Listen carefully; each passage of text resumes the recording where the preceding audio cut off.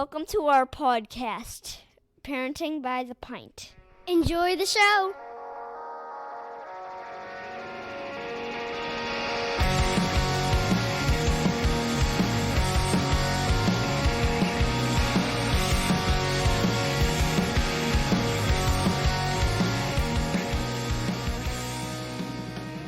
Greetings, Minivan Mafia. Lauren and I are longtime friends from Chicagoland that love getting together to chat about life, kids, family, and beer. Each week, we'll feature a brewery and sample at least 2 of their beers. We'll also discuss a variety of topics ranging from parenting, pop culture, travel, marriage, and just about anything else that comes to mind. Welcome, everybody, to another episode of Parenting by the Pint. This is a pretty special episode. Today we have Gabriel from Half Acre with us, and we're going to drink a couple beers with him at the brewery. And welcome. Thanks for joining us. Thank you. It's great to be here, and looking forward to talking and having a couple beers. Awesome. Great. Well, let's start with a beer. Go ahead and crack open the first one. Of course, we're going to drink Daisy Cutter first, because... Yeah, it seems right. I feel like if you're going to talk about Half Acre, it winds up being synonymous, and certainly in the early days, a lot of people knew Daisy Cutter before they knew Half Acre. It's sort of Half Acre trailed Daisy Cutter. Okay. But it's been a big part of our history and remains a huge part of who we are today. So, This is one of the first beers you really started with, right? Back in, 06, 07-ish? Thank you. Yeah, so this was first brewed in 2009. Okay. So it wasn't one of our very first beers, but it was certainly the first beer that hit and really caught fire throughout Chicago and began sort of dramatically pulling out of our brewery, and we were sort of doing our best to catch up with it versus anything that we were doing. It was doing it. It took on a life of its own and kind of brought Half Acre along with it. Yeah, which is special. You know, that doesn't always happen. And to be a part of it back then was really cool, because the sort of the couple years leading up to that, we were contract brewing out of a brewery up in Sand Creek Brewing Company, Black River Falls, Wisconsin, up by the Dells. Okay. So, great small brewing company that was really perfect in a lot of ways for us, because they were small and nimble, and they were very patient with us and asked 1 million questions, answered 1 million questions to help you kind of get going. Yeah, we had none of the right experience going into this, and so they were good to us. But it wasn't until we had our brewery on Lincoln that we started making Daisy Cutter, and one of the first beers that we made ourselves there, and that sort of, it just cracked into the identity of who we were, and that liquid started to fly. Yeah. Very cool. And yeah, I mean, back then, the volume of craft breweries in Chicago was nowhere near where it is now. I mean, it's taken off exponentially in the last, 5-10 years. It's crazy. Absolutely, yeah. It was not even the same world back then. Yeah. It was really, you had Floyd's in Indiana. Yep. You had Two Brothers in Warrenville. Right. And of course you had Goose in the city. And they were, a linchpin in exposing people to what craft beer was. But a lot of their evolution had occurred prior, they're 88, I think. Right. So a lot of their coming of age had already taken place. I think they were doing about 60,000 barrels then. Even back then, yeah. So while they were still very much a craft brewery, they still look and felt, of scale. Sure. So we were this scrappy little thing on Lincoln Avenue where people could just roll into our brewery and see us in there making beer, buy beer directly from us, and really get your arms around it in a different way. Oh, sure. So people took a big ownership over that, and that really, in a lot of ways, is sort of what gave birth to craft beer, is that ownership and that ability to see all of it. people like us, consumers, like being able to also, like, I love going into a brewery, even the smaller ones out by us, and see, like, what's going on. And you get a very different feel than when you just go to a tap room that's literally just looks like a restaurant, which is great. And they've got, great beers, but it's just a different, like, homey, like, small, comfortable feel in some of the smaller ones. I feel like you kind of have more of a relationship with the brewery than the connection. Like you said, you feel closer to it. Yeah.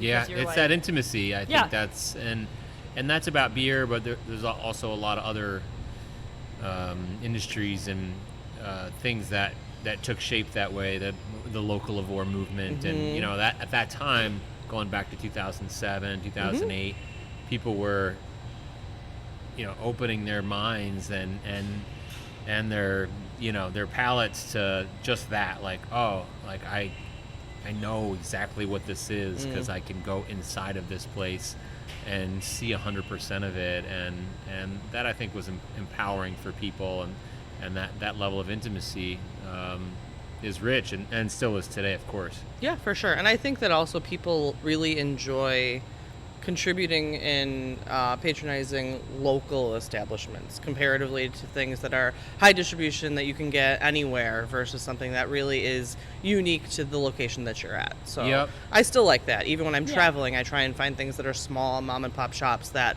I can check out and see regardless of where I am in the country. So I think people that live here too have that sense of community with some of the smaller places. So I hopefully think that probably helped kind of move you along too at the time. It did, yeah. And then the physical dynamics of what we were then, because we were right on Lincoln Avenue, 2 miles south of here, in the middle of a nice neighborhood, and on a big foot traffic street, and we were sort of out we weren't tucked away in a smaller industrial corridor or anything like that. We were right there for everybody to see walking by.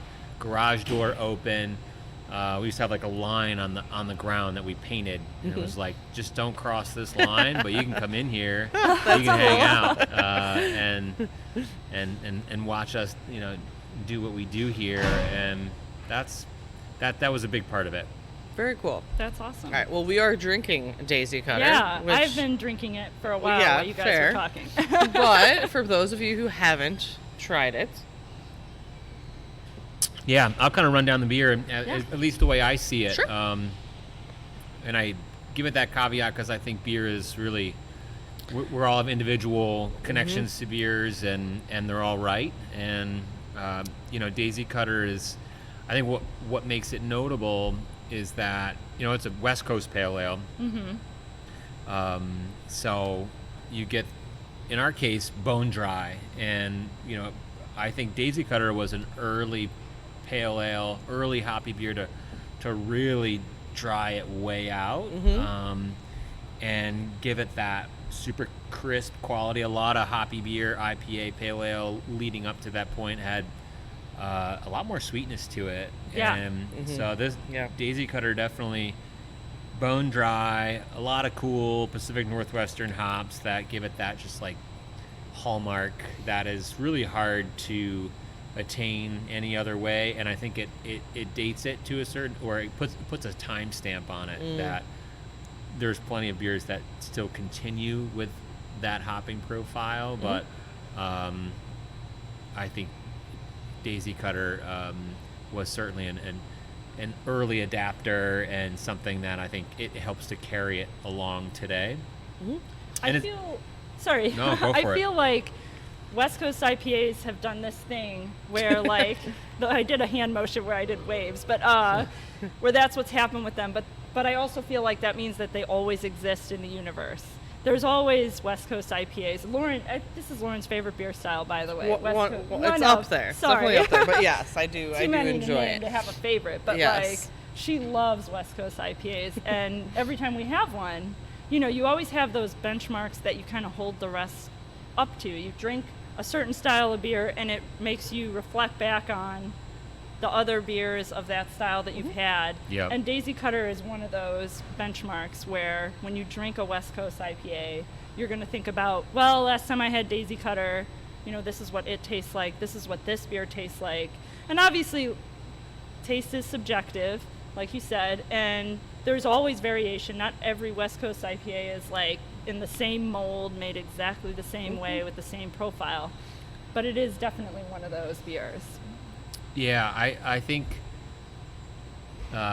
regarding your hand motion, or I would do maybe a circle where Okay, yeah. I think like what makes a big part of craft beer is that rabid exploration, right? Or that commitment to trying new things and to evolving. Yeah, that creativity that you're trying to instill in the, brewing process too. But also there's the drinkers, right? Like you're in it to have new experiences. And for a long time, beer was a little mechanical in terms of purchasing habits. Like, oh, I'm sure. I drink this beer. Yep. Right. And when I go to the store, I buy that beer. that. Yep. So I think craft spurred this idea that I'm gonna drink a lot of different things, and I'm gonna try new things, and I'm gonna be always out ahead of myself.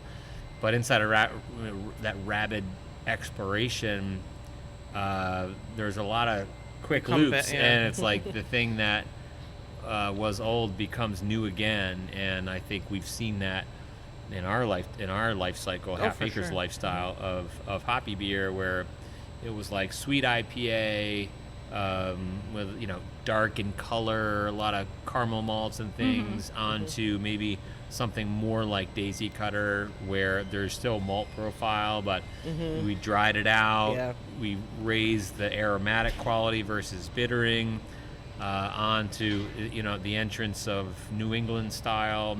My second favorite. Yeah, Yeah, another there you favorite go. of Lauren's. I also love New England style IPAs. But now people are like, gravitating back towards West Coast style IPA in contrast to those sweeter, more milky styles. Yeah, and we had like a ton of like hazy milkshake IPAs for a while, were like all the rage, which was never my favorite, but it felt like it was doing that and having all these adjuncts, and now it's almost going back to like a cleaner, like just more classic styles of beer that don't have all of those extra flavors to it. Like, to me, I don't love drinking juice like beer. I like beer to taste like beer, and everybody has their own niche, and different people like different things, but I feel like we did go through kind of a cycle of sweet kind of different things, and now we're getting kind of more of the clean, crisp, like those kind of flavor profiles, which I like. And I like all kinds of beer now. Before I had children, I didn't drink beer at all. Oh. Not nothing. So the kids did it to you. The kids did it. I didn't drink beer, I didn't drink coffee, and I didn't eat chocolate before I had the children. And they're all kind of that bitter flavor profiles to some extent. So and after I had kids was when I started Taste change. doing all of those things. First of all, the coffee is necessary. So that's just a So is the beer. survival thing. It's coffee in the morning, beer at night is mostly for survival. But yeah, my taste profile has completely changed with what I enjoy now. So I do like these kind of hoppier things much more than I ever did before. So this is a great example of that kind of beer. And like Kara said, it is a benchmark that has been around for a long time that we use, to compare against, which is kind of great, but also just proves that you guys have stood, the test of time for a while. We are here. Yeah. Feel free to. You guys have been through a lot too. I mean, 2008 was like right after you guys opened, and Right. everything was, Yeah, there was a big hop shortage in 2007 as well. Okay. So yeah, we're whatever. I'm like 17 years in, and feel extremely fortunate to have had all of it. And it, I think in business and probably in life and in parenting, like you get put through the ringer. There's no way out of the ringer. You just gotta ride it out. Yeah, and thriving is about embracing that ringer, and we've been through all of it. The pandemic obviously was a new twist. Yep. Of course, For us all. For lots of people, yes. But yeah, we're we're here and vibrant and very much still like on our toes with all this. And I think what we found is that you're always sort of learning how to be the thing that you're going to be next. And that idea that like, oh, you know how to do this now is sort of a myth. Because it's always changing. Because it's always changing, and the responsibilities out ahead are different than the ones that you had before. So we've embraced that, the educational part of it, and just being forever learners, and doing your best not to get run over in the process. That's totally fair. Great metaphor for parenting as well, though. I mean, Probably. Everything is changing constantly as the kids get older, and you just got to do your best to try and get as ahead of them and it as possible. Yeah, So, definitely. Yeah. So, 17 years, right? So, how's your role changed since the beginning till now? Are you still here every day? And Yeah, I'm here pretty much every day.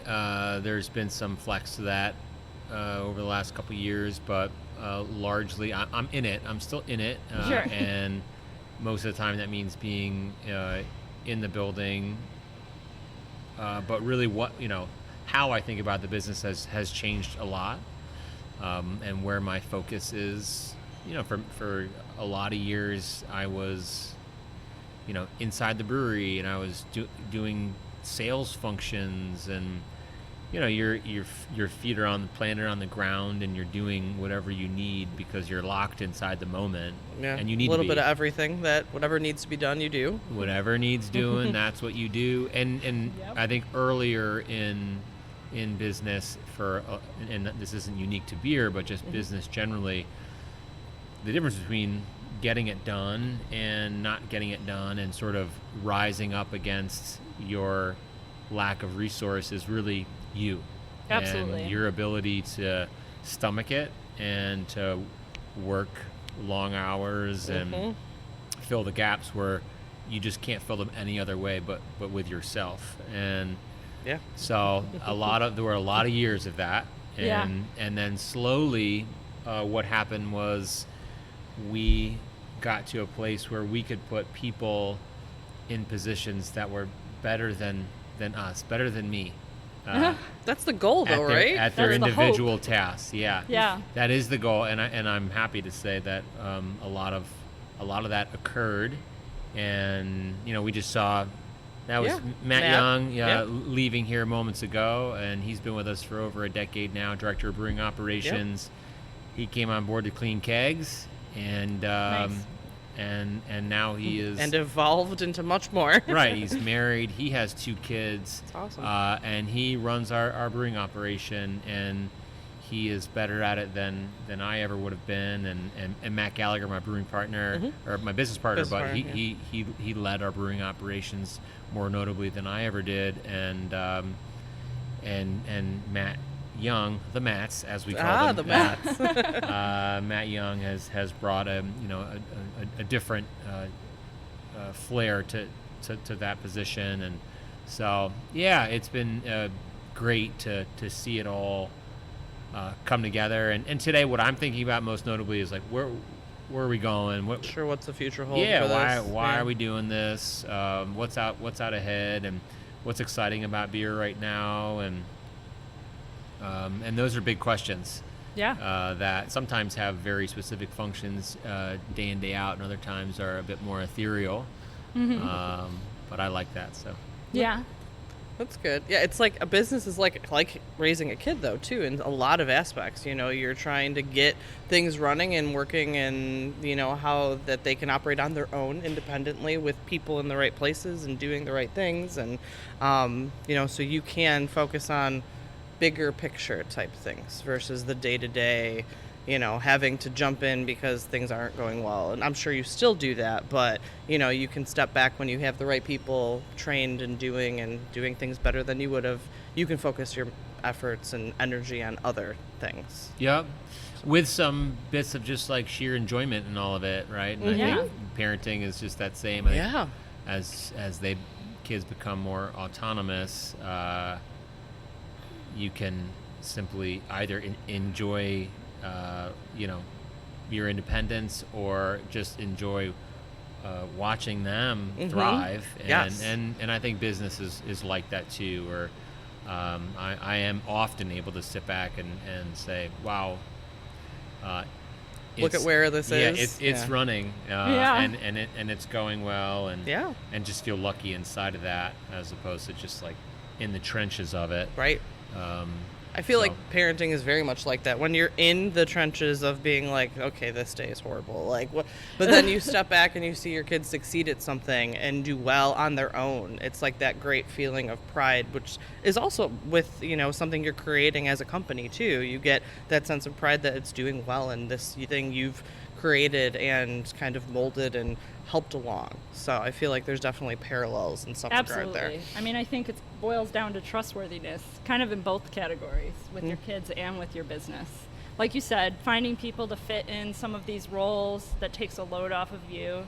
My brother and I run a business as well, and I find the same thing. There are moments where I'll step in and I'm like, this has to get done, so I guess I have to do it. I guess I'll stay late tonight and get this thing done and call my family and tell them I won't be home for dinner.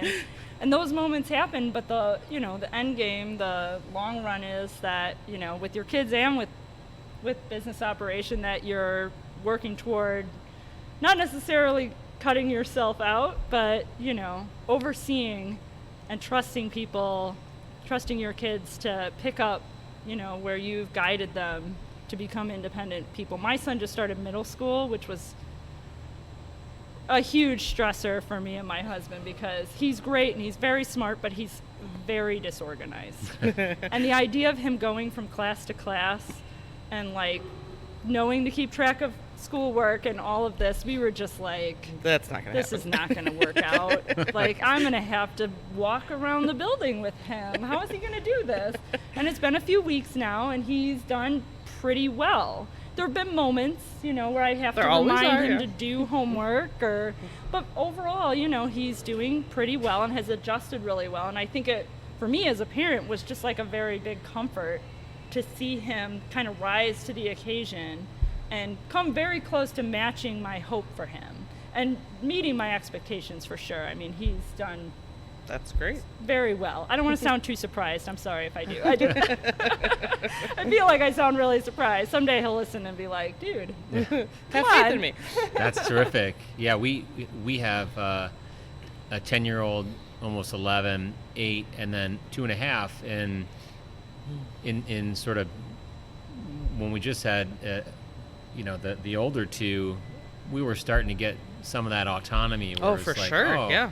We can, go out and have a meal and not like worry about something going, Totally crazy wrong. or, there was this sense of empowerment having the two girls that we have getting older, and then we had an infant again, which is a whole nother ballgame. And on the business parallel, it'd be like half the staff walked out. Yeah, right. And we're like, oh no, we're starting over. Yes, right back to ground zero, and everything was breaking, and but we battened down the hatches and got our legs under us again, and are learning to appreciate both ends of the spectrum. Sure. Which is its own thing for sure. Yeah, that's totally. I have a 10-year-old and 8-year-old twins, so we are in a good place that we can go do things generally, and they are relatively independent to some extent. My oldest has special needs, so needs to be observed all the time, but he's a good kid. So he is. But yeah, I cannot imagine changing diapers again. Starting over? Yes. Yeah. It was a lot. I'm not going to lie. Yeah. That's a lot. A wonderful. Oh, for sure. Lot. Agreed. Yes. But a change. It was a change. Yeah. You get used to things. Mm-hmm. And obviously the same could be said about Half Acre. You get used to a certain way of things, and which is good. You earn those things, right, over time. You work hard for those things. And learn to count on them, or begin to count on them. So once everything changes in the middle of the night, you're like, wow, the game has changed. Totally changed. Then you have to adapt again. But lots of good, cool, new things come out of that growth too. So, you were talking about a bit ago, like, creativity and different things, whether it's in palates for consumers, but in brewing, like, what is some of the most interesting beers whether it be here or, I don't know, if you homebrew or whatever, that you've seen combinations of, like flavors? We had some seltzer that is a very interesting combination. But what about beers? Like, I feel like there's a lot of weird things that have come out in the last few years. Anything stick out to you? Well, yeah, going back to that loop again, I think we've been on our own loop, and the industry is on some broader loop. At times, going back to 2019, we were doing a lot of fairly ambitious, incorporating things like lactose in hoppy beers, and maybe, dropping the pH in beers and having more of like a sour IPA and bringing in, coconut and different adjuncts into the, clean beer process. And I think a lot of that adventurous spirit is so wonderful. Like it's part of the DNA of craft beer, and it will always be there. And we didn't go as far as some like Lucky Charms or chicken wings, or we heard it all, right? Yeah, right? We've all heard. We had an episode actually of the podcast that we actually like went through all of like the craziest internationally like beers that they've put up. We didn't taste many because some of them were like in like Iceland, and it was weird things. Yeah, way out there. Yeah, and I'm glad that happens. There. Yeah, I really am like. That needs to happen as part of all this, but I think as a little in our own maturity in this process, maybe that's the wrong word, but in our own educational journey throughout all this, I think we continue to get maybe a more traditional or tighten our range in terms of what we appreciate about recipes and just connect with beer, and then how it radiates out. I think we look to a lot of the more traditional and European ideas about drinking beer. So that's not just about making beer, but it's like, where do these beers show up, and what's their life cycle like outside of the brewery?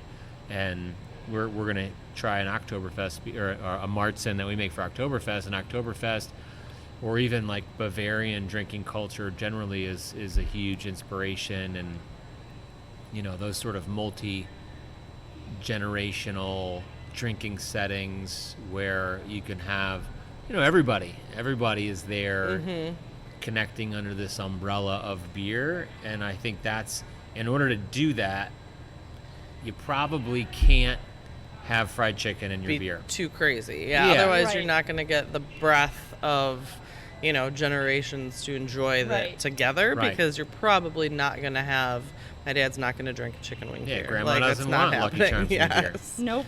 My dad's not going to try that beer either, but he will definitely drink a Märzen. Yeah. For sure. That would be his go-to in a tap room or somewhere, restaurant that's got a big tap list. He would definitely get the Oktoberfest genres almost always, And my brother, who's a little bit older than me, same deal, always. And everybody I know that appreciates beer appreciates these German-style beers that have been around. They're traditional, forever. They've been around forever. Obviously, they're doing something right. Yeah. So Pilsner. Yes. Real clean IPA. We see a lot of that coming through our brewery these days. We're driving it, and it's also about scale as well. I think.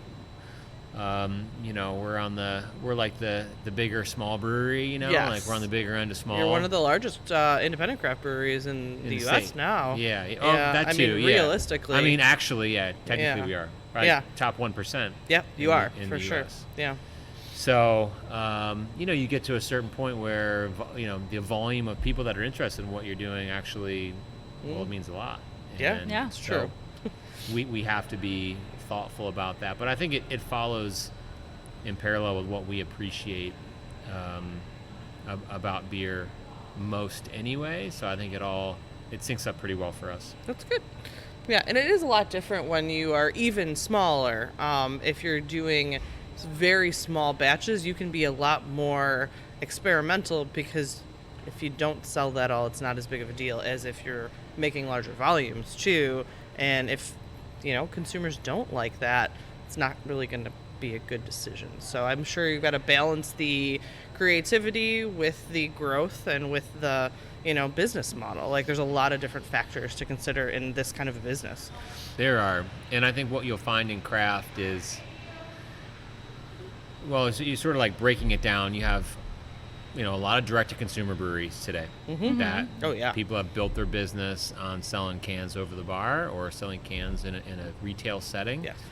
But in the end, they wind up being more hospitality-leaning breweries. That's what that model sort of relies on. And then you have breweries like us where we grew up with distribution. It wasn't even, like our store on Lincoln Avenue was really the first of its kind in the state. That was like, oh, this is a retail setting. You can come buy beer directly from us. Right. Okay. Even the laws around doing that were very gray at the time. So we helped refine that system and make that something that people understood to be real here in Illinois. Yeah, that's great. But for a brewery like ours, we have a lot, we have different lanes of what we need to make. Or what we want to make. We have our tap room, so we have to have a dynamic draft list there. Sure. Yeah, for then sure. we have monthly beers, then we have seasonal beers, and then we have our year-round There's beers that you're going to distribute all the time. Yeah, Right. that people are going to look for. Yeah. And all those need to be brewed at different volumes, and the smaller the volume, the more, I'll say, on the edge we can find ourselves while still trying to remain true to what our philosophies are. And no shortage of opportunity to make different beer, but I think our range has narrowed over time.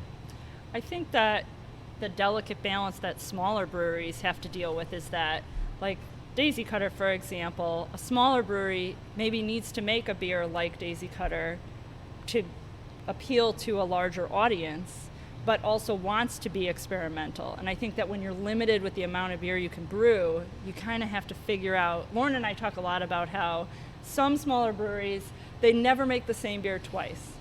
And I kind of find that a little puzzling, because maybe you can shed light on that if you have thoughts, but like I find it puzzling that, like, especially beers that will be well received, a brewery will come out with a beer and you kind of see people seem to really like it, or it flies off the shelves, and you just don't ever see it again. And I don't know. What's your thoughts on that? Well, not knowing who you're speaking about specifically, more generally, I would say probably they're relying on a direct-to-consumer relationship, and new is new. Sure. The excitement over something new is what Right. draws a lot of people in, probably. Yeah, I always say the for a lot of people in craft, the best beer is the one you've never had. So, people You're are right about that. People are tracking down the thing that Yeah, it's like, oh, this next thing is going to be it. I'm going. So I think there's that. And consistency is hard for to keep it up. Daisy Cutter is this golden angel of a beer that we have made more of it every year since the first year we have brewed it, but that's really uncommon. And even for the rest of our other beers, so we assume that we've got a life cycle on beer that it doesn't mean that they've failed if we, if it's a year-round beer or even like seasonal, whatever, if in 3 years we don't make it anymore. It's not like, what a disappointment. It's that it's sort of, it ran its cycle, and based on where it lives inside of our world of beers, it's time to replace it. And I think that's just part of it. We don't necessarily like that, but I think that's a reality that craft has to contend with, and being sort of empowered by it is better than ignoring that reality, I would say. Okay, cool. Yeah, I could see that. A lot of people, even me myself, like if I see something new that I've never had, I often am intrigued by that as well. Well, and if you find that you fall in love with a brewery and they do start coming out with more and more, or it's local to you, so it's easily accessible. Yes. It's easy to stop in on your way home from work or whatever and try the new one. I can see the appeal in that. And maybe that's how you get regulars a little bit, is by coming out with new, like you said, rather than necessarily making the same thing over a longer period of time.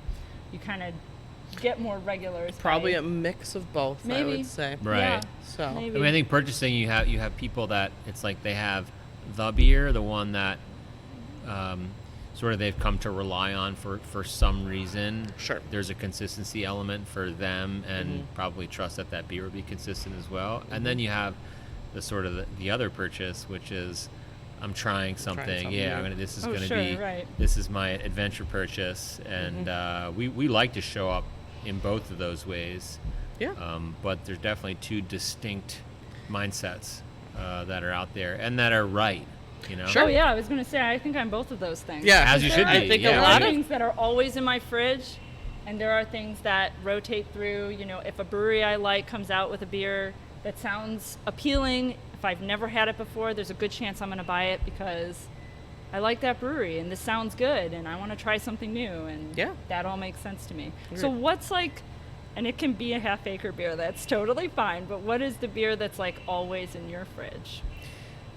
Well, I mean, just being honest, it's definitely Half Acre beers. That's okay. That's good. I would say that's what I want you to say. The one thing about being in this industry is that you get used to wildly fresh beer.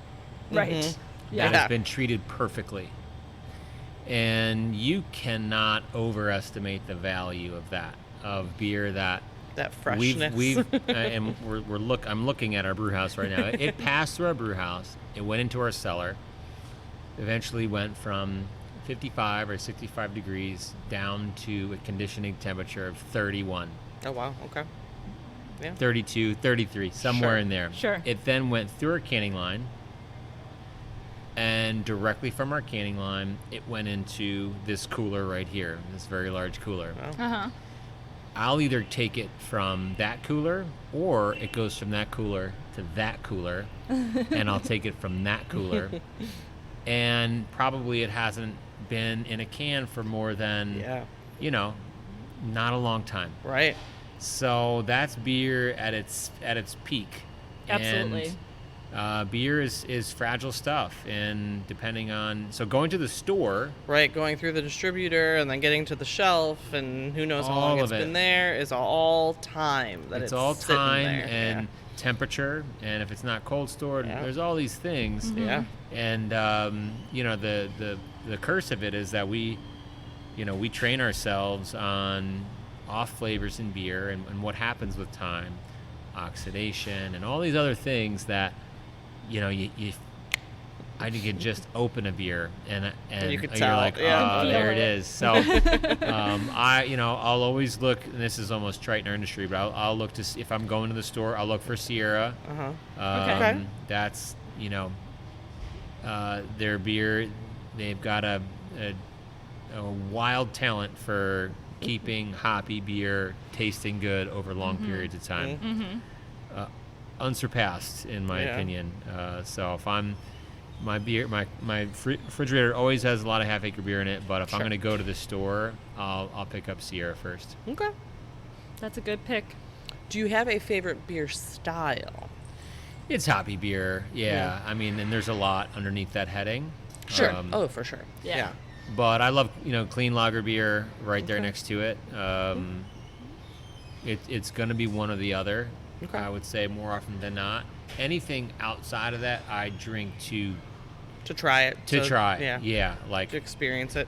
Yeah, even our own beers, it'll be a more of a 1 in 5 or a 1 in 10 type thing. Like, I drink all of our beers to make to check them out. But like for your actual enjoyment. Yeah, going home tonight, my wife and I, it'll be a hobby beer. Correct. And she's just the same, so that's good. That's actually really nice. My husband doesn't drink beer at all. Oh wow. He only That's drinks really whiskey. sad. That's it. Yeah. Well, So whatever, however it shakes out, that's fine too. So I have to drink beer by myself, which is Or with me. or with Kara, but not so much. And my husband has tried many beers. It's not that he doesn't try them, but he never likes them. So Yeah, maybe he just hasn't. I don't know. I don't know if there's a beer out there that he it's been long enough. It's hard for me to say. Yeah. Because I always joke with him that you have to drink like something terrible, like a really low quality beer for a really long time, and then you switch over to something really good and you appreciate it because you can tell the difference. And that just Yeah. doesn't work with him. It's worked with a lot of people that I've recruited to beer.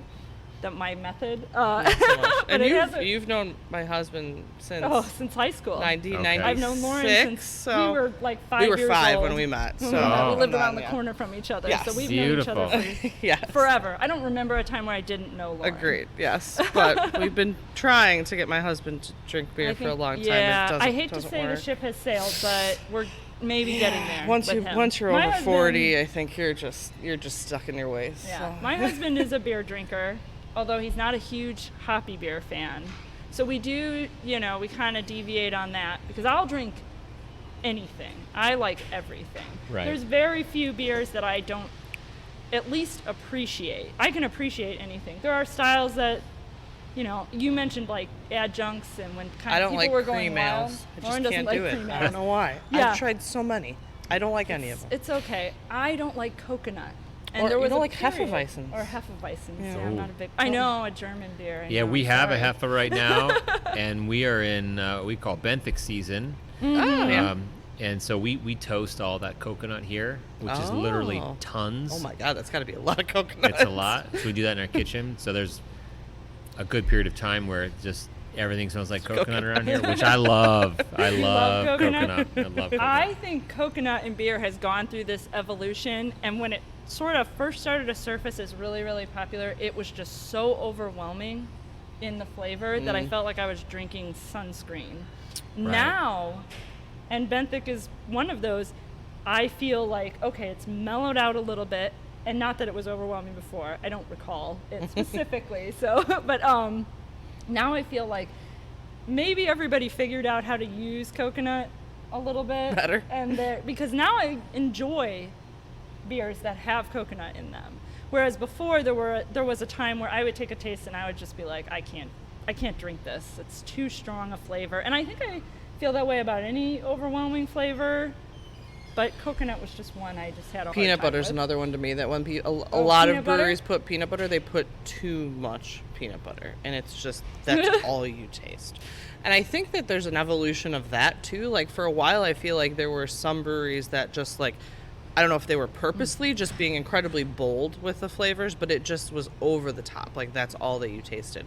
And now I feel like it's now again kind of on a slope that it's subtlety in those flavors, moderation. Yes. which is the way to go, because if you want to drink beer, you want to taste the beer and then taste the flavor a little bit, but not have it be this overwhelming flavor. Yeah. So I think that was your problem with coconut. I think so, but I also believe that I was even then in the minority, that when coconut forward beers were coming out, nobody felt the way I felt. Gabriel was all They- about it. Yeah, I they love were just like, coconut. give me more. Yeah. They were. Nobody ever said this is too much coconut, except for me. I don't. So I think I just am not the person That's that okay. is buying. That's all that right. is the target for coconut. It is fine. All right, we are going to drink this. Let's drink this Meritzen, right? Yeah, That's yeah, Lagertown. Lagertown, it's called. All right. Yeah, for me, this is like, this is one of my top Half Acre beers, and we only make it one point in the year. Okay.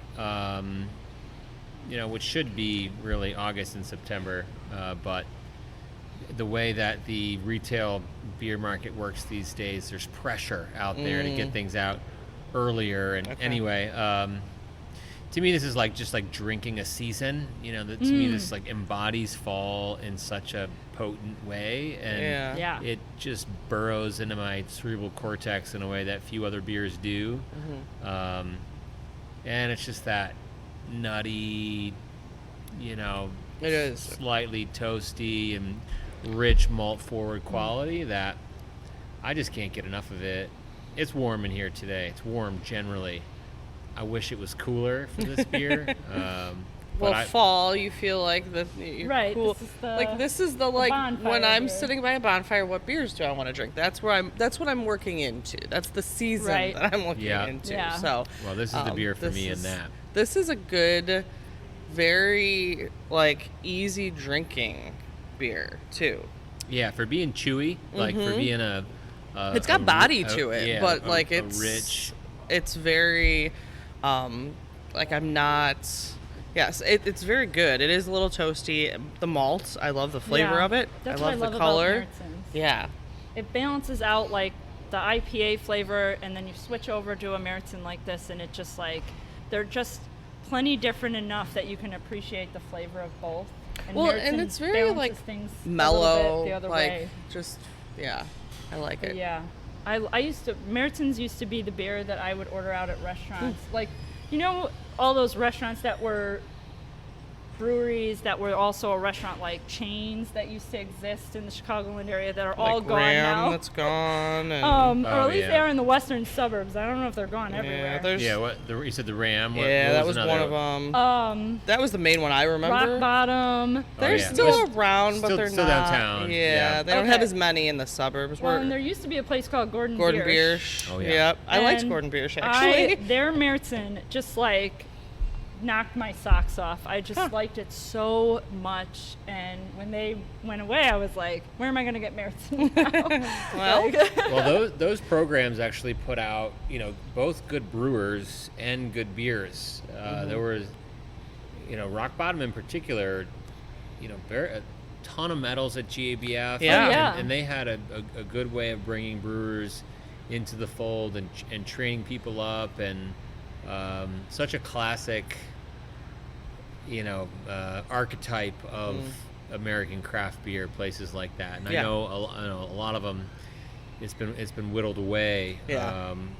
But I think there was something to be said for those spaces, and they gave birth to really the next round of beers. So many of the people breweries left there and went to create other breweries. Yeah, I mean, the list of former brewers from places like Ram, for example, is just like, I mean, these people own breweries now. Yep. Yeah. As they should. Yeah. And that was a good seed system for how things have evolved today. Yeah. So they deserve some credit there. Yeah, absolutely. For sure.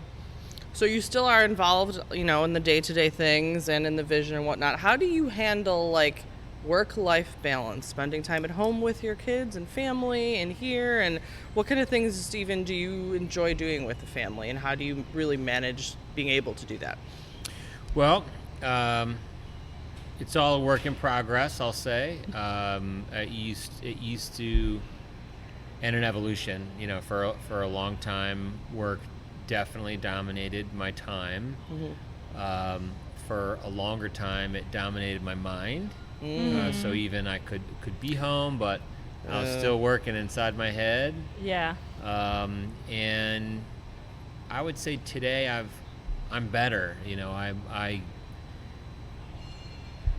have more tools to put up the necessary walls in myself, that when I get home, I'm home, and I value that in such a big way, and I've worked toward that, both in how this place operates and how I operate inside of it, but also more of an emotional, just like brain approach.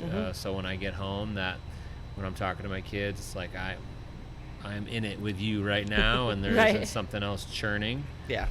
And I have to give so much credit to my wife, because she's home with our kids, and it would be really hard for them, I think, to, you know, it would have been very hard in the early years, but even continuing today, for us to accomplish all of what we accomplish without her focusing her time the way that she does. But we are a pretty tight group. That's There's good. Not a lot of like dinner parties, and you know, like we hang hard at our house, and you know, we go out and all that, but like we're a tight unit. You are a unit. We are very much a tight unit, and that's how when I'm not here, I'm tackling everything else with them. Sure, yeah. And we have a very busy house with 3 kids, 2 dogs, 2 cats. Oh my gosh, you got a lot of stuff going on there. Yep, we have a lot of stuff, and it's sort of this wonderful cacophony of sound and that is true. Chaos of action and organized chaos, right? Yeah, and sometimes everybody kind of loses it, but it's good. Very, very fortunate. That's What's good. your commute? How far? You don't have to tell us where you live, but do you live far from It's here? like 30 minutes Okay. on the dime every time. Oh, That's pretty that's good. nice. It the doesn't flex, consistency is which awesome. is, I think, some form of miracle. But Yeah. based on where I get on and off the highway, You don't have to I don't- worry too much I about. don't hit, I don't hit the thick traffic. That's so, awesome. That's yeah. good. Yeah. So it's enough time to where there's a break where There's I some can decompression. I switch off. Yeah. and Right. Yes. I'm like, taking off my work clothes Yep, in my mind. exactly. Mm-hmm. And I'll go home, and once I get in there, I'm just dad. You can switch to dad Yeah. mode That pretty is easy. perfect. Yeah. I had a week where my son was going to a camp that was right next to my work. And so I live in Bolingbrook, but I work in Oak Lawn. So it's about 40 minutes, 35, 40 minutes. 30 during the pandemic when no one else was driving to work. Right. And then everybody got on the roads But, again, and yeah, traffic now it's like became an a thing. hour, but because they started doing construction, they Always, took a break. always. But there was a week where I was driving him to camp over the summer, and he was with me on my commute to work and home from work. And I did not realize how valuable that time was in my car. That's you time. It Yeah. is. I yes. need my brain, and even like I'm sure we all do this occasionally. You'll call someone while you're driving home. You'll kind of catch up with them or whatever. I'll call a couple of friends here and there once in a while. But there's always that day where I just want to sit and like let the radio play in the background or talk to myself, which I do a lot of. And yeah, he was just there. And he would talk to me. And at some point I would be like, why does this kid talk so much? What, didn't you talk all day at camp? Can't you just sit quietly? No, they're not. He's That was also 8, overwhelming. so like Yes. it's not. Yeah. That's not He's possible. got a lot to say. Yeah, but yeah, I agree. Like my husband will call me sometimes when I'm on my way home from work, and then he'll be like, "Okay, I'll let you go and Yeah, have your I time." know, I need a like little so bit that of- we can both. He doesn't get that. He works like 10 minutes from home. Oh. So like as soon as he gets home, and he's a fireman, so he like kind of really needs to get out of work mode. Right. But he doesn't have that at all. Oh. So like it's totally different. I'm about 45 minutes to an hour from work. So I get Yeah. a pretty long commute, but I definitely need at least some of that time to just not talk to anyone and just like Yes. decompress and like switch over to mom mode and be like, all right, now I can go home. And Right. You got to let what happened at work get erased from your brain. Yes, and or stay- at least yeah. like calm down. Yes, yes. Good day or bad, and then switch over. Yeah. It's Yeah. a skill. Yeah.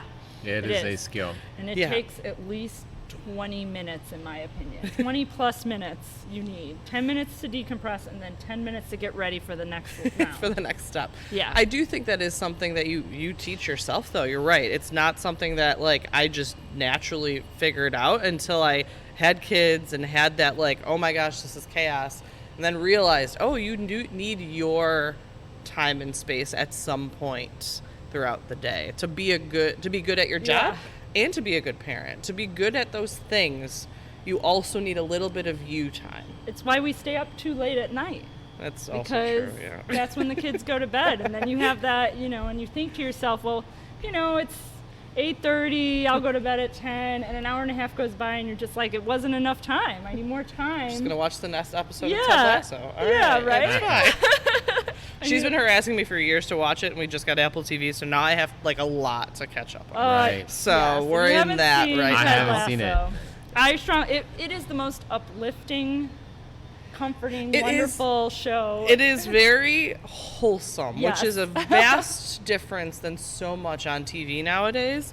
That it's like Yes. very surprising but refreshing. I think that, like, I have learned in my years of like consuming media that I need entertainment to take me away. I don't want to watch a medical drama that incorporates the pandemic. I don't want that. I don't want to talk about that while I watch TV. That's fair. I just, agree. I just want to learn about soccer. I don't know anything about soccer. This is great, and it's adorable. So that it's just like, for me, that's what, I like comedies, and I like, I don't want to cry while I'm watching television. Let's lighten this up. Yeah. I can support that. So you are a parent. There are a variety of parents in the brewing industry, but there's a whole lot of people that have decided just not to have children haven't in this yet, industry or or- haven't yet. yeah. It's a very, like, I feel like there's a line. Like, here are all the people who choose not to have kids or don't have kids, and then here are the ones that have kids. And it's a very interesting dynamic. We always talk about, not necessarily in the podcast, but with people, like, kids at breweries. Yeah. Like, I feel like it's a very contentious, controversial topic among craft beer drinkers. Do you bring your children to breweries? You're saying on the customer side, On the right? customer Yes. side, Yeah. not bring your kid to work day, not, but Right. Yeah, I think it's an important part of beer. okay, I think it should be like a positive thing for parents to be able to enjoy beer, Sure. enjoy themselves while also having kids involved. Now, there's an age Sure. factor. If a child is 2 years old, whether it's a brewery or a golf course, if Or a they're restaurant. losing it, they're losing it. then Yeah. they should go home. Yeah, I think agreed. I parents agree. need to be Yeah. thoughtful about what it means to have children at breweries or anywhere else. Anywhere. Absolutely. Yes, Right. I agree. But as I was saying earlier, I think that generational experience around beer is meaningful to me personally. So yeah, I think it should happen. I think that's not a boilerplate thing. Sure, There's sure. a lot of different breweries out there. Yes. There's a lot of different settings. And as a parent, you should be able to say, well, this brewery over here, this is a good one for us as a Right. family. This one over here, not as much. Yeah. Yeah. The environment, whether it's just like the physical space, how big it is there an Yeah. outdoor area, whatever it is, like Right. you can't just expect the world to bend around your family.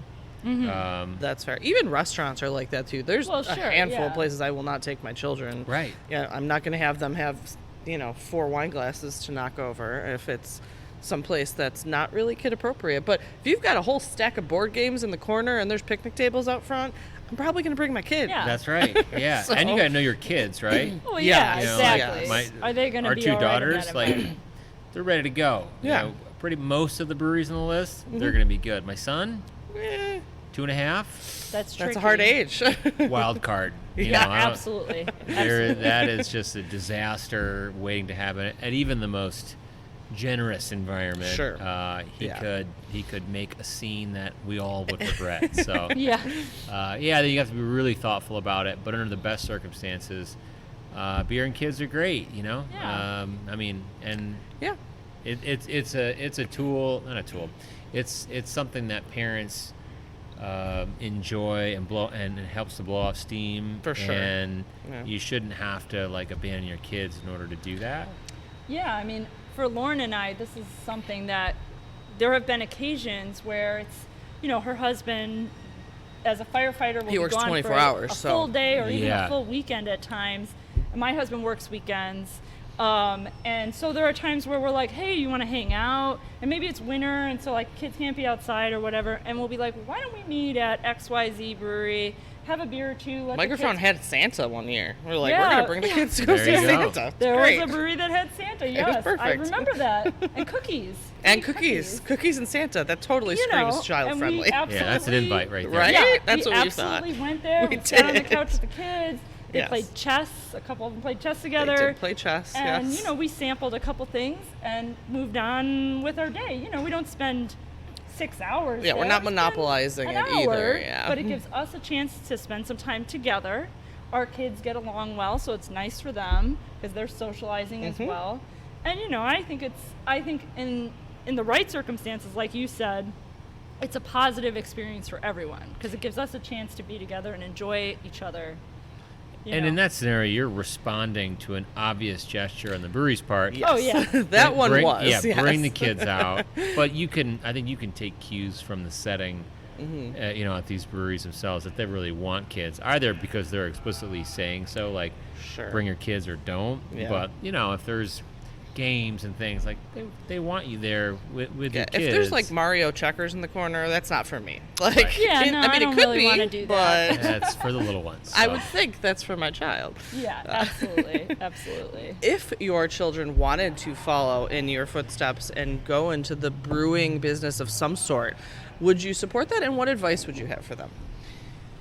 Yeah, that's a giant idea that our kids are still young. True. 10, 8, and 2.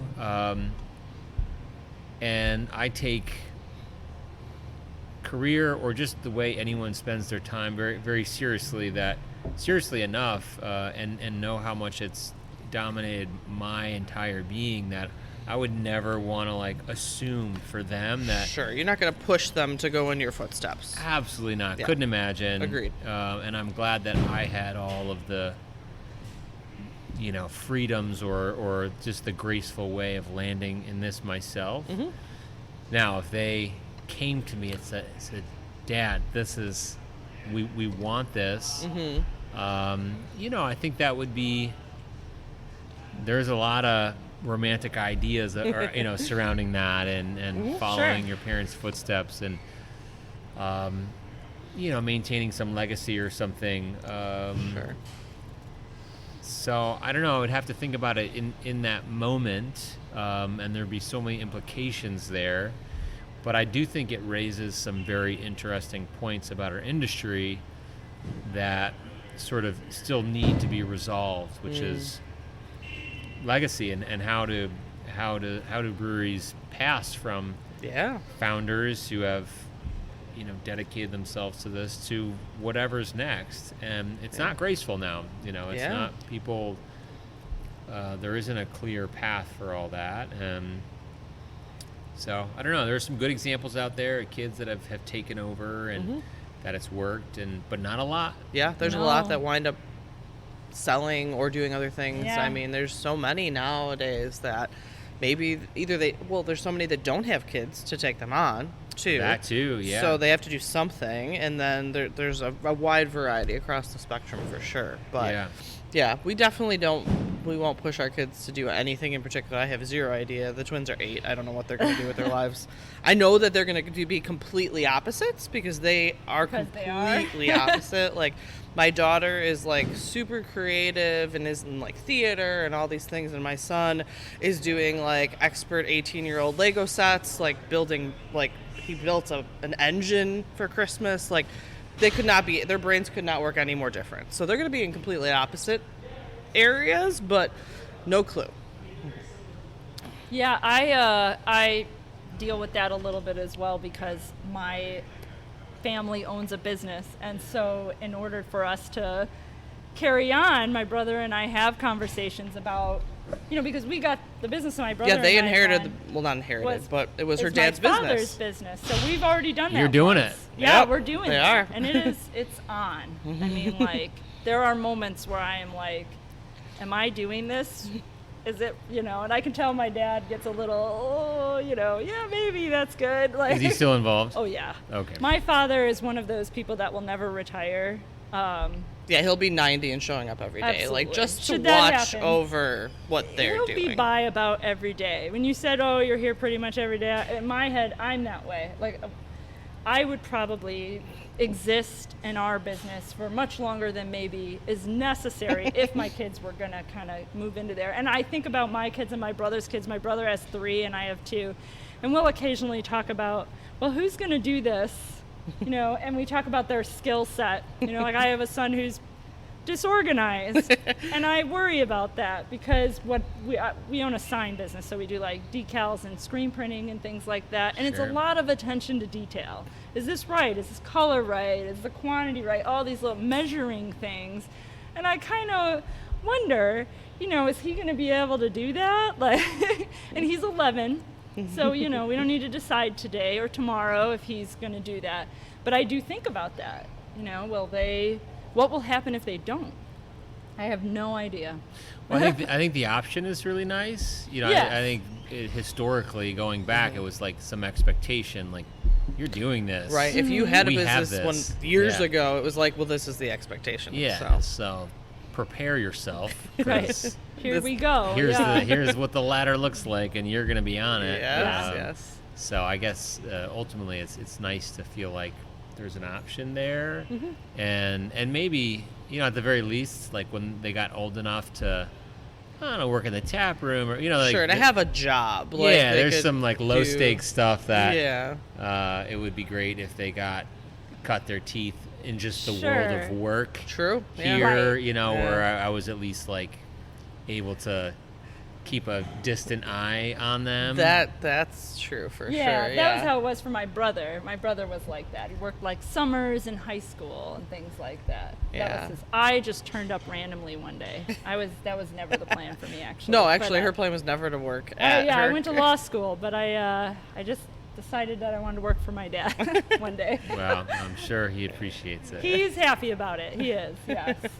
I don't. I work for a large industrial supply company, so we sell nuts and bolts and screws. But it is actually a family-run company. So the chairman of the board is, you know, his brother is the president, and then the chairman of the board's son is one of the vice presidents, and then his other son is another vice president, and the current president's son is a director. So, like, it's still technically family owned, but a very large company. So not uncommon. I like the beer distribution world is very much like that. Really? Okay. A lot of family businesses. I could see that. Yeah. So many. A lot of you know, succession planning and, you know, just these big names in beer distribution. It just passes down and down from one. Yeah, which to the I other. am like, that's awesome if it works and people are sincerely happy inside that system. Yes. If it works, yeah. If it works. Yeah, I would never push my kids to do anything in particular, really. It's whatever makes them happy, too. If we're all working, we work full-time, like, you're doing it every day. I don't want anyone to be miserable doing what they're doing because they were pushed to do it. So absolutely. And that's beer, right? And a lot of people most gravitated to craft beer because it was a passion for them on some level, and I could only want that for our kids, is that you follow the thing that gets you going. Yeah, for sure. And if you do that, you're probably your likelihood for happiness is far greater. So assuming that what gets them going is the same stuff that got me going. It's a roll of the dice, right? And absolutely. Time will you never play know. this out. Yeah, for sure. I try not to limit my kids right there. Yeah. Sorry, because you were in the art world, kids. right? You went to art school before this? Oh. I did.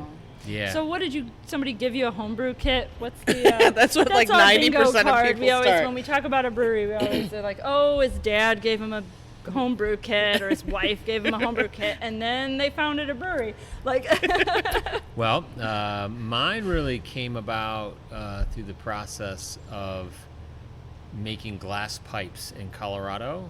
So I was a glass blower. Do you watch Blown Away? I have watched Blown Away. Not a lot of TV, but I've seen it. And I'm just curious. Yeah, so out of high school, I went and studied like traditional glasswork, and eventually found my way to Colorado, where I was working as a glassblower. And I used to there I learned how to work with borosilicate Pyrex, and I was making pipes and bongs, and you're familiar. Sure. And I used It was Colorado, so right. I mean, it makes sense. And that's where I got turned on to beer. So also makes sense. Also Colorado, yes. So, but what I would do is go like trade pipes with Avery, some folks over at Avery Brewing Company, and going over there, grabbing kegs from them and giving them pipes. Looking around, it's like, oh, this is good. These folks they've created something very special here. It was this great little community of makers, and it was palpable. And it was through all that I was like, that this setting would work well for me. I was always engaged in the bar arts. Right, sure. I'm not a stranger to the saloons. so I sort of connected all the dots. Eventually, after coming back here, went to school, went to the Art Institute here, and eventually was living in Brooklyn, came back and looked around the beer world, and I was like, I think I could do this here. Well, and I did. So it you know was a convoluted path. How did you meet Matt Gallagher? Not Young. Yep. The Matt. So Matt and I actually we grew up right next to each other, and then we proceeded to move everywhere at the same time. So was he in New Jersey? He was in New Jersey, and then we both moved to Pennsylvania. Okay. And then we both moved to Colorado, and then we right next to each other. Really?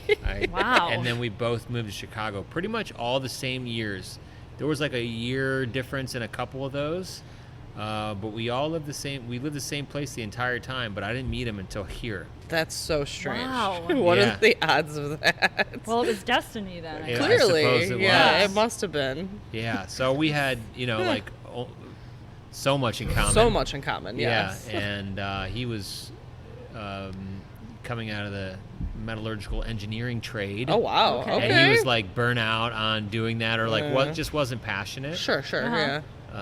So he signed on to this Wow. adventure cruise, and That's- and been on it ever since. Very like cool. a lot of other folks. And, Yeah. yeah. Are there a lot of people still with you that were with you when you started? Not since started. Okay. Yeah. I think maybe Matt Young might be our oldest, now. But we Okay. have, more than I mean, one you've been person. open for a while A long time. in the Chicago craft beer world. You're one of the oldest that's been around. So, That's right. Yeah, we are.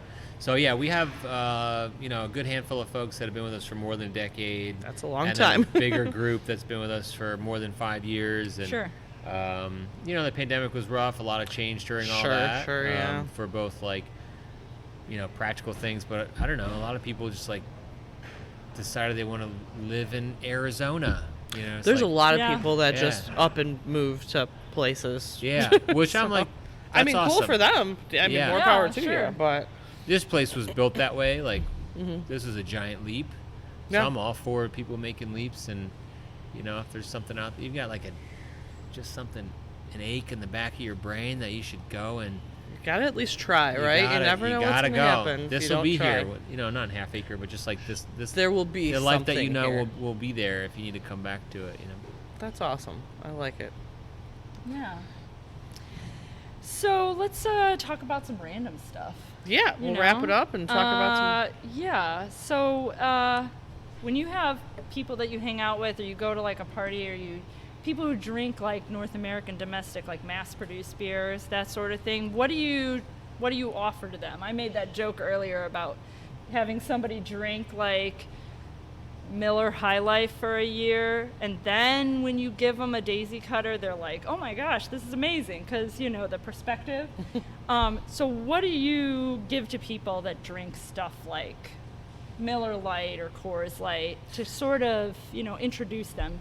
Sure. Well, we're one of the few breweries that we have year-round dueling pilsners. So we have Fader, which is a lager beer. It's pilsner, which is probably the closest thing to that landscape.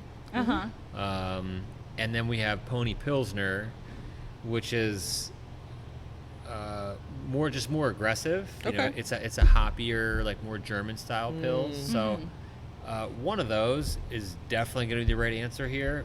Probably Fader if we're looking to meet the high life where it lives. The middle ground, sort of, yeah, if you will. It's going to be Fader. Okay. But Pony is your it preference? has my heart. For sure. Yeah. Okay. That's good. That's good. Half Acre has beers that fill that void. Yeah. Some, like you said, not a lot of breweries have the long-standing beer that kind of fits in that category. Yeah. Yeah, I mean it's gonna shake up the high life Well, that's the Yeah, goal, yeah, is right? to try and introduce, obviously, even if you do drink Daisy Cutter for the majority of the time, I would probably still try and introduce someone to something new, because why not, right? Oh, you want to convert them? Is this a Oh, yes. conversion? We're converting them. I thought just like you want to. No, we don't want to match. Comfortable. We want to bring them in. Yeah, we want to do both, though. You want them to be comfortable, but you Okay, also so you give them want a to turn fader. them What's in. next? Right. To Well, I convert would- them over. Got it. All right. A lasso beer, right? We're trying to like. Yeah, good yeah. call. So yes. I would definitely give them something that it's hoppy, but on the far more on the aromatic end of hops versus bittering. I think bitter is where people are like, nope. Yes, Agreed. I No, agree. not doing it. Yeah. But I think hops are very captivating to almost anyone if you can weed that out. So something that, whatever we had going on in that moment, that was sort of like late whirlpool or nothing on the hot side, just all dry hop, something like that. Okay. That's what I would do, because I think it's different enough. Or like, whoa, whole different landscape. But it's going to probably remove that bittering content, which I think is This will be more palatable for someone who's used to a little milder of a beer. that's my guess. I like I it. think that's good, yeah. All right. Maybe I'll try my husband on something like that. I mean, you should try it. Don't give up. Whiskey's good too. I don't know. We drink a lot of whiskey in our house. Yeah. An excessive amount, which is fine. He's actually converted me to whiskey, because I never used to Yeah. drink whiskey. So now okay. I drink that, but I still haven't gotten him over. So one-sided at this point, but it's okay. It's all right. You had music playing when we walked in. Is there like a standard music that you guys have playing, or is it a huge variety, or like it is what? the opposite of standard here. It is, and I sit down here most of the time. Okay. I work in this exact space we're in right now, Okay. and it is so random and so varied. The Queen passed today. Yes. There was a lot of English punk. Oh, I could totally. playing That makes today, sense. which was Yeah. a wonderful tribute. I thought. Yes, No, that's for perfect. sure. I agree. Yeah, that was great. But you could go from some obscure hardcore band from DC in the 80s to Sade, and that's not an exaggeration. It's all of those over the things. spectrum. All right. And I think, and it's always been that way. Oh, okay. It has always been that way. Oh. Yeah, I love that about this place. Who controls the radio? Is it The brewer. The brewer. Okay. Is that the rule? Well, there's different sound systems depending on where you are in the brewery, building, yeah. but in the brew house, it's going to be the brewer that's actually Doing the work. making work Yep. right then, and Sure. they've got the control, All so right. you're on their wavelength. It's like the chef controls the radio. Yeah, I get it. exactly. Yeah. Cool. So I'm going to go back to beer for a second. I think that's okay. Where's the name Daisy Cutter come from? Daisy Cutter. So when we first started making that beer, back then a lot of times you'd say, "Oh, that beer's a hop bomb." Oh, Right. yeah. That was very common. And it was also part of a bomber series that we were doing, bomber bottles, 22-ounce bottles that used to, they almost don't exist anymore, Yeah. but No. it's in the shape of, close to the shape of a bomb. Oh, so the bomb. Okay, I'm following. And Daisy Cutter is a type of a bomb that the U.S. makes. Yeah. So kind of dark, but it was just like part of this whole bomber theme that we had, and so that's the Daisy Cutter. I did not know that. Yeah, Yeah. I That's bet cool. you most people don't know that. Yeah. you're right. Yeah, most don't know that. But I like it. Half Acre refers to where you grew up, right? Ish, that area. Close to, right up the river, up the Delaware River from where I grew up. On the Pennsylvania side, I grew up on the New Jersey side. Okay. Very picturesque part of people think of New Jersey, and They think the shore. they think of the Sopranos or Right. Oh, whatever, sure, yeah. the Turnpike, but yeah, very pastoral where I grew up, Okay. and so yeah, Devil's Half Acre is just north of there, and sort of for me it was just like we all have these places where you go to and sort of bleed off the pressure in your brain, and, Yeah. and that was one for me. Oh. Just like cruising up the river and being a kid, and it was definitely a decompressing sensation. And I think beer is that in a lot of ways. It's like your own little bit of quiet inside It's of. like a distraction from whatever else you have going on sometimes. Yeah, pressure release. Yeah, for sure. Definitely. For sure. So if you could drink a beer with any person, dead or alive, historical, fictional, who would it be? Maybe the Queen of England. Well, no, yeah. That's an Yeah. appropriate answer, I think, for today. that But what would you drink? Yeah, what would you drink? Man, I wish we'd have like a great British beer. Like an ESB or something I was like just that? talking, actually, before you guys got here, I was talking to some of the taproom staff about Firkins. A cask ale. There used to be a Firkin Fest in Milwaukee every year. There you go. We used to do Firkin Yeah. Fridays. Okay, So all I right. would prepare weeks in advance. I would get a firkin. We would do a traditional cask process on that firkin and bring it to the castle and put it on the bar, I love tap it. it right there, and the Queen and I would enjoy some cask ale. That's I think pretty that's really fantastic. good, yeah. Excellent answer. That's really good. Well, thanks for joining us today. Yeah. Sharing your story and your parenting experience and beer. Can't complain about that. That's perfect. Anything else you want to share with us? Otherwise, Any new plans? Anything Yeah, any exciting new coming exciting around things you before wanna- we wrap it up? you want to tell us about? Well, it's been great. Thank you for coming out Yeah, here thank and you. for taking parenting into the beer sphere. I think that's it's a wonderful thing. Thanks. They're often not connected, and that's kind of why I jumped on board. So Yeah. it's good to have that represented. And Awesome. I think for us, like just being ourselves but also being pretty aggressive about defining some new thing down the road and just being aggressive generally. Yeah. I think it's easy to, especially over these last years, where you can sort of I don't know, maybe get complacent or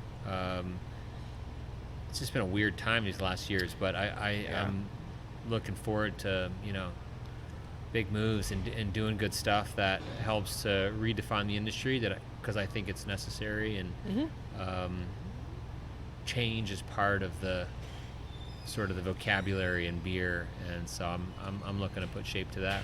That's awesome. Great. Yeah, you can't be stagnant in anything, right? You got to That's right. continue to try and evolve. So that's awesome. We look Yeah. forward to seeing what new comes from Half Acre. So Thanks this was for great. having me. Yeah, Thank you so thanks much. We again. appreciate it. Thanks, everyone, for listening to the latest musings from Parenting by the Pint. Be sure to find us on Facebook, Twitter, and Instagram, and make sure that you rate, review, and subscribe to us wherever you find your podcasts.